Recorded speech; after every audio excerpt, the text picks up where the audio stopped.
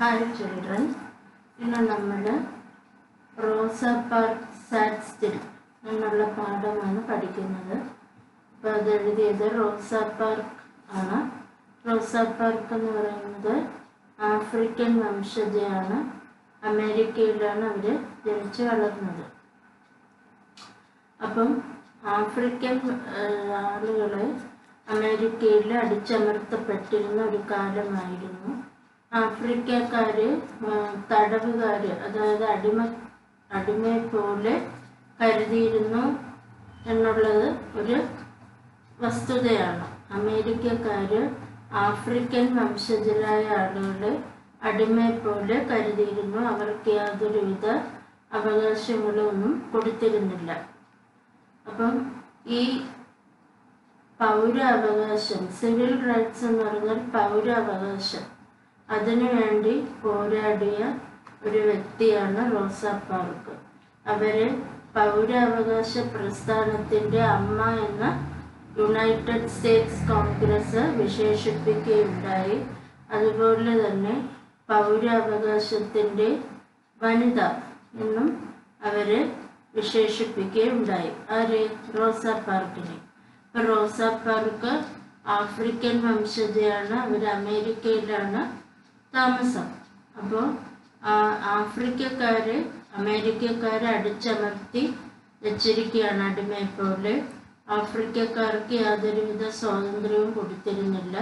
അപ്പം അതിനെതിരെ ആഫ്രിക്കക്കാർക്ക് ഒരു സ്വാതന്ത്ര്യം, പൗരാവകാശത്തിന് വേണ്ടിയിട്ട്, സ്വാതന്ത്ര്യത്തിന് വേണ്ടിയിട്ട് പോരാടിയ ഒരു ധീര വനിതയാണ് റോസ പാർക്ക്. അതുകൊണ്ടാണ് അവരെ പൗരാവകാശ പ്രസ്ഥാനത്തിൻ്റെ അമ്മ എന്ന് വിശേഷിപ്പിക്കുന്നത്. അപ്പം അവരാണ് അവരുടെ ആ ഒരു അനുഭവമാണ് ഇതിലൂടെ പങ്കുവെക്കുന്നത്. റോസ പാർക്ക് സാറ്റ് സ്റ്റിൽ എന്ന് പറഞ്ഞാൽ റോസ പാർക്ക് അനങ്ങാതെ ഇരുന്നു എന്നാണ്. അപ്പം എന്താണെന്ന് നോക്കാം. ഡിസംബർ 1, 1955 ഈ സംഭവം നടക്കുന്നത്. റോസ പാർക്ക് ചലിക്കാൻ വിസമ്മതിച്ചു. ഒരു സ്ഥലത്ത് തന്നെ അവരിരുന്നു. അവിടെ നിന്ന് ചലിക്കാൻ അവർ വിസമ്മതിച്ചു. അങ്ങനെ ആ ചലിക്കാതെ അവരിരുന്നപ്പോൾ അത് ദശലക്ഷം ആളുകളുടെ ജീവിതം തന്നെ മാറ്റിമറിക്കുകയുണ്ടായി. അപ്പം എന്താണ്, അവര് ദിവസം മുഴുവനും ജോലി ചെയ്ത് ക്ഷീണിച്ചിരിക്കുകയാണ്. അവർക്ക് ഒരല്പം വിശ്രമം വേണം. അപ്പം ജോലി അത്രയും കഠിനമായിരുന്നു. അപ്പം ദിവസം മുഴുവനും കഠിനമായ ജോലി ചെയ്തതിന് ശേഷം അവർക്ക് ഒരിടത്ത് എവിടെയെങ്കിലും ഇരുന്നാൽ മതി എന്നായിരുന്നു അവരുടെ ആഗ്രഹം. അങ്ങനെ നേരം വൈകി വരികയാണ്. എല്ലാവരും വീടുകളിലേക്ക് പോകാനുള്ള തയ്യാറെടുപ്പാണ്. അപ്പം റോസ പാർക്ക് തൊട്ടടുത്തുള്ള ബസ് സ്റ്റോപ്പിലേക്ക് നടന്നു. അവിടെ ഒരു ബസ് കിടക്കുന്നുണ്ട്. സീറ്റുകളെല്ലാം ഏകദേശം കാലിയായിരുന്നു. റോസ എന്ത് ചെയ്തു? വണ്ടിക്കൂലി കൊടുത്തിട്ട് ആ ബസ്സിനുള്ളിലേക്ക് പ്രവേശിക്കുകയും തൊട്ടടുത്തുള്ള ഒരു സീറ്റിൽ കയറിയിരിക്കുകയും ചെയ്തു. ബസ് ഏകദേശം ശൂന്യമായിരുന്നു. അത് കണ്ടപ്പോൾ തന്നെ റോസയ്ക്ക് വളരെയധികം ആശ്വാസം തോന്നി. കാരണം അവരുടെ കാലുകൾക്ക് നല്ല വിശ്രമം ആവശ്യമുണ്ട്. കാരണം ദിവസം മുഴുവനും ക്ഷീണിച്ച് ജോലി ചെയ്തിട്ടാണ് റോസ പാർക്ക് ബസ്സിനകത്ത് കയറി ഇരിക്കുന്നത്. അപ്പം അവരുടെ ക്ഷീണിച്ചിരിക്കുന്ന പാദങ്ങൾക്ക് വിശ്രമം ആവശ്യമാണ്. അതുകൊണ്ട് കാലിയായ ബസ്സും അതിനുള്ളിലെ സീറ്റുകളും ഒക്കെ കാലിയായിട്ട് കിടക്കുന്ന കണ്ടപ്പോൾ റോസ പാർക്കിന് യഥാർത്ഥത്തിൽ സന്തോഷം തോന്നി. അപ്പം അവരുടെ കാലുകൾക്ക് ആശ്വാസം വേണമായിരുന്നു. നീണ്ട ജോലിയുടെ, ആയാസമുള്ള ജോലിക്ക് ശേഷം കാലുകൾക്ക് നല്ല വിശ്രമം ആവശ്യമായിരുന്നു. അതുമാത്രമേ റോസ പാർക്കും ചിന്തിച്ചിരുന്നുള്ളൂ. പക്ഷേ ആ ബസ്സിൻ്റെ ഡ്രൈവർക്ക് ഇവരുടെ കാലിനെ കുറിച്ചൊന്നും അറിയില്ല. അത് അയാൾ അറിയാനും ശ്രമിച്ചില്ല. അവളുടെ പേര് പോലും എന്താണെന്നുള്ളത് അറിയാനായിട്ട് ഡ്രൈവർ ശ്രമിച്ചില്ല. അപ്പോൾ റോസ പാർക്കിൻ്റെ കാല് തളർന്നാണ് ഇരിക്കുന്നതെന്നും റോസാ പാർക്കിൻ്റെ പേരെന്താണ്, ഇതൊന്നും ഡ്രൈവറിനൊരു വിഷയമേ അല്ല. പക്ഷെ അവള് ഒരു വെള്ളക്കാരിയല്ലെന്നും ഒരു കറുത്ത വർഗക്കാരിയാണെന്നുമുള്ള കാര്യം അയാൾ തിരിച്ചറിഞ്ഞു. ആര്? ഡ്രൈവർ. അപ്പം തൻ്റെ ബസ്സിൽ കയറിയിരിക്കുന്ന സ്ത്രീ ഒരു കറുത്ത വർഗക്കാരിയാണെന്നും വെള്ളക്കാരിയല്ല എന്നുള്ള കാര്യം ഡ്രൈവർ തിരിച്ചറിഞ്ഞിരുന്നു. അത് മാത്രം അറിഞ്ഞാൽ മതി എന്നാണ് അയാളുടെ നിലപാട്. പക്ഷെ അത് അയാൾക്കൊരു തെറ്റ് പറ്റിയതായിരുന്നു. ആ തെറ്റ് അയാളുടെ കമ്പനിക്ക് ഒരുപാട് പണം നഷ്ടമായിട്ട് കൊടുക്കേണ്ടി വന്നു. അയാളുടെ ആ ബസ് കമ്പനിക്ക് ഒരുപാട് പണം നഷ്ടപ്പെട്ട് പോകാൻ ഇടയാക്കിയ ഒരു തെറ്റായിരുന്നു അയാൾക്ക് സംഭവിച്ചത്. അപ്പം ഈ സംഭവം നടക്കുന്നത് നമ്മുടെ അമേരിക്കയിലെ മോൺഗോമറി എന്ന് പറയുന്ന പട്ടണത്തിലാണ്. അപ്പം 1955 ഡിസംബർ 1 അതൊരു സാധാരണ ദിവസമായിരുന്നു. ഒരു വസ്ത്രനിർമ്മാണ കടയിലാണ് ആര് ജോലി ചെയ്യുന്നത്? റോസാ പാർക്ക്. അപ്പം അവിടെ അവളെന്ന് പറയുമ്പോൾ നല്ല കുടുംബത്തില് സന്തോഷമുള്ള ഒരു കുടുംബത്തിലാണ് അവള് ജനിച്ചു വളർന്നത്. അവള് വളരെ സൗമ്യ സ്വഭാവവും വളരെ മൃദുവായിട്ടുമാണ് അവള് സംസാരിക്കുന്നത്. അവൾക്ക് ആരോടും അസൂയയില്ല. അവള് രാജ്യത്തിന്റെ നിയമങ്ങളെല്ലാം പാലിച്ചിരുന്നു. ഒരു നിയമവും ലംഘിക്കണമെന്ന് അവൾക്ക് യാതൊരു ആഗ്രഹവും ഇല്ലായിരുന്നു. അപ്പോൾ ഈ കാലിയായ ബസ്സിനുള്ളിൽ അന്നേ ദിവസം 1955 ഡിസംബർ 1 അവള് ടിക്കറ്റൊക്കെ എടുത്തിട്ട് കാലിയായ ബസ്സിനുള്ളിൽ കയറിയിരുന്നപ്പോൾ ഒരു നിയമവും ലംഘിക്കണം എന്ന് അവൾക്ക് ഒരു വിചാരമേ ഉണ്ടായിരുന്നില്ല. അപ്പം അന്നത്തെ നിലവിൽ ഉണ്ടായിരുന്ന നിയമങ്ങളൊക്കെ യുക്തി ഇല്ലാത്തതായിരുന്നു, യുക്തിരഹിതമായിരുന്നു.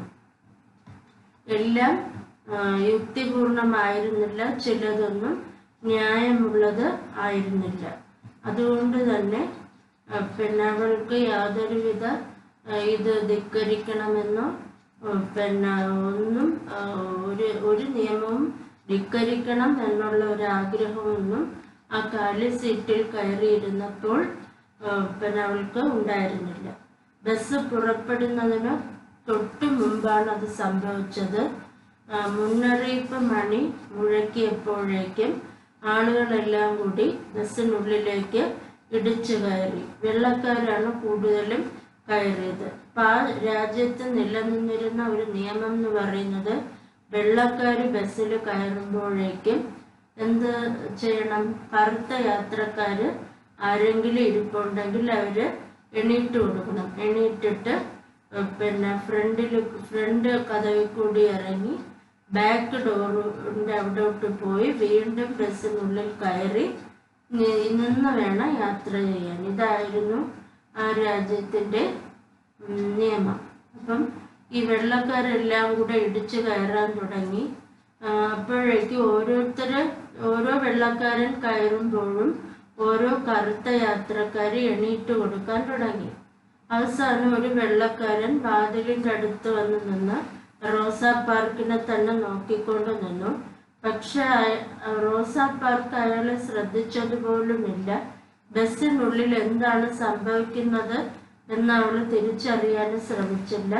അവള് അവിടെ തന്നെ മിണ്ടാതെ നിശ്ചലയായി തന്നെ ഇരുന്നു.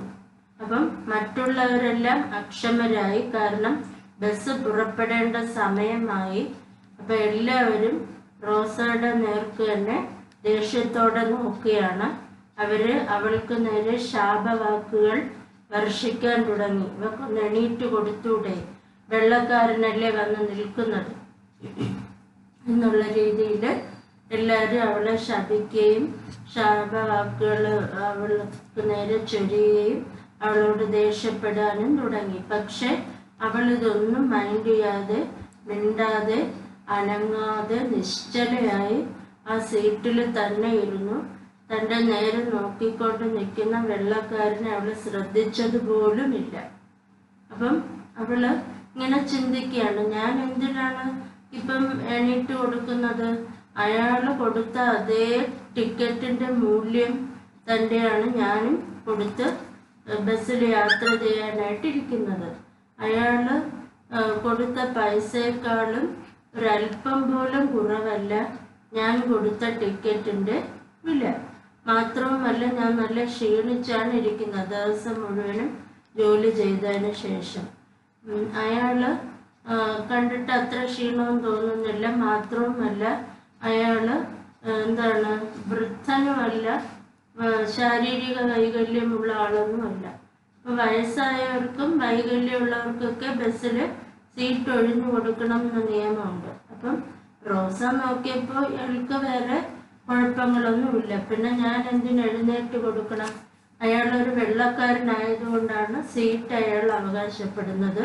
ഇത് ശരിക്കും നീതിക്ക് നിരക്കാത്തതാണ്. എന്തായിരുന്നാലും ഞാൻ എണീറ്റ് കൊടുക്കുന്ന പ്രശ്നമേ ഇല്ല എന്ന് അവൾ മനസ്സിൽ തീരുമാനിച്ചു. അവൾ മനസ്സിൽ എന്തുറപ്പിച്ചു? എണീറ്റ് കൊടുക്കുന്ന പ്രശ്നമേ ഇല്ല. അയാളൊരു വെള്ളക്കാരനായതുകൊണ്ടാണ് സീറ്റ് ആവശ്യപ്പെടുന്നത്. അത് ശരിയല്ല. അയാളും ഞാനും കൊടുത്ത തുക ഒരുപോലത്തെ തുക തന്നെയാണ്, യാതൊരു വ്യത്യാസവും ഇല്ല. അപ്പം അന്നത്തെ കാലത്തൊക്കെ നിലനിന്നിരുന്ന നിയമങ്ങളെല്ലാം യുക്തിരഹിതമായിരുന്നു. യുക്തിരഹിതം എന്ന് പറഞ്ഞു കഴിഞ്ഞാൽ നീതിക്ക് നിരക്കാത്ത നിയമങ്ങൾ ഉണ്ടെന്നുണ്ടെങ്കിൽ അത് മാറണം. അതാരും അനുസരിക്കേണ്ട ആവശ്യമില്ല. അത് മാറിയേ പറ്റൂ. അത് നിയമപുസ്തകത്തിൽ കിടക്കുകയാണെങ്കിൽ അത് മാറ്റിയേ പറ്റൂ. ആരും അത് അനുസരിക്കേണ്ട ആവശ്യമില്ല. അതല്ല, നിയമപുസ്തകത്തിൽ അത് കിടക്കുന്നിടത്തോളം ആളുകൾ അതിനെ അനുസരിച്ചു കൊണ്ടിരുന്നു കഴിഞ്ഞാൽ അതിന് യാതൊരു മാറ്റവും വരില്ല. നീതിക്ക് നിരക്കാത്ത നിയമങ്ങളാണ് നീതി പുസ്തകത്തിൽ കിടക്കുന്നതെങ്കിൽ അത് മാറിയേ പറ്റൂ. അതനുസരിക്കേണ്ട ഒരു ആവശ്യവുമില്ല. ഇത്തരത്തിലുള്ള മോശമായ ന്യായ വ്യവസ്ഥകൾ പാലിക്കേണ്ട ഒരു ആവശ്യവും ജനതയ്ക്കില്ല. അത് മാറണം. അത് മാറിയില്ല എന്നുണ്ടെങ്കിൽ അത് എപ്പോഴും നീതി പുസ്തകത്തിൽ കിടക്കുക തന്നെ ചെയ്യും. ആരെങ്കിലും എന്നെങ്കിലും ഇതിനൊരു മാറ്റം കൊണ്ടുവന്നേ പറ്റൂ. അതായത് നീതിയല്ലാത്ത നിയമങ്ങൾ അക്കാലത്ത് നിലവിലുണ്ടായിരുന്നു. അത് യുക്തിരഹിതമാണ്. അത് അനുസരിക്കേണ്ട ആവശ്യം ആളുകൾക്കില്ല. അത് മോശപ്പെട്ട നിയമങ്ങളാണ്. അത് നിയമപുസ്തകത്തിൽ കിടക്കുകയാണെങ്കിൽ അത് ആളുകൾ അനുസരിച്ചു കൊണ്ടേയിരിക്കും. അപ്പം അതിനൊരു മാറ്റം വേണം. അത് ആളുകൾ അനുസരിക്കാതിരുന്നാൽ മാത്രമേ അത് നിയമപുസ്തകത്തിൽ നിന്നും മാറുകയുള്ളൂ. അതിനൊരു മാറ്റം വരികയുള്ളൂ. അപ്പം ആരെങ്കിലും എന്നെങ്കിലും ഇതിനൊരു മാറ്റം വരുത്തേണ്ടതായിട്ടുണ്ട്. ആരെങ്കിലും എന്തെങ്കിലും ഇതിനു വേണ്ടി ചെയ്യണം. ഈ യുക്തിയില്ലാത്ത നിയമങ്ങൾക്കെതിരെ പോരാടാനുള്ള സമയം വന്നിരിക്കുകയാണ്. ആ ദിവസം എത്തിയിരിക്കുകയാണ്. അതുകൊണ്ട് എനിക്ക് ഇതിനെതിരെ എന്തെങ്കിലും ചെയ്യണം എന്ന ഉറച്ച വിശ്വാസത്തോടുകൂടി റോസ പാർക്ക് ആ സീറ്റിൽ തന്നെ ഇരിക്കുകയാണ്. ആ വെള്ളക്കാരന് സീറ്റ് ഒഴിഞ്ഞ് കൊടുത്തില്ല. അപ്പം ആ രാജ്യത്തുണ്ടായിരുന്ന നിയമം എന്ന് പറയുന്നത് വെള്ളക്കാർ കയറുമ്പോഴേക്കും കറുത്ത ആളുകൾ, വർഗക്കാരെല്ലാം സീറ്റിൽ നിന്ന് എഴുന്നേറ്റ് ഫ്രണ്ട് ഡോറ് വഴി ഇറങ്ങി തിരിച്ച് ബാക്ക് ഡോറ് വഴി കയറി ബസ്സിൽ നിന്ന് വേണം യാത്ര ചെയ്യാൻ. എല്ലാ വെള്ളക്കാരും ഇരുന്ന് വേണം യാത്ര ചെയ്യാൻ. കറുത്ത വർഗക്കാർ നിന്നേ യാത്ര ചെയ്യാൻ പാടുള്ളൂ. അപ്പം അത് നീതിക്ക് നിരക്കാത്ത കാര്യമായതുകൊണ്ട് റോസ പാർക്ക് അതിനുവേണ്ടി ശക്തമായി പോരാടാൻ തീരുമാനിക്കുകയും അവൾ ആ സീറ്റിൽ നിന്നും എഴുന്നേൽക്കാൻ വിസമ്മതിക്കുകയും ചെയ്തു. അവളുടെ ആ കടുത്ത തീരുമാനമാണ് ദശലക്ഷം ആളുകളുടെ ജീവിതം മാറ്റിമറിച്ചത്. ഇത്രയാണ് നമുക്ക് ഓൺലൈൻ ക്ലാസ്സിൽ എടുത്തത്. അപ്പോൾ ഇത്രയും ഭാഗം വായിച്ച് മനസ്സിലാക്കുക. Thank you.